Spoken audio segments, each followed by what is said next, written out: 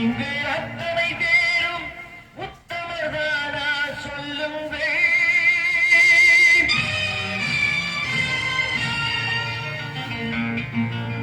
நீங்கள் அத்தனை பேரும் உத்தமதானா சொல்லுங்கள். உங்கள் ஆசை நெஞ்சை தொட்டு பார்த்துக் கொள்ளுங்கள். உள்ளவரெல்லாம் நல்லவனானால் இல்லாதவனே பொல்லாதவனாம் பூமியிலே. பின்னே நன்மை தீமை என்பது என்ன, பாவ புண்ணியம் என்பது என்ன பாதையிலே. நீங்கள் அத்தனை பேரும் உத்தமதானா சொல்லுங்கள். உங்கள் ஆசை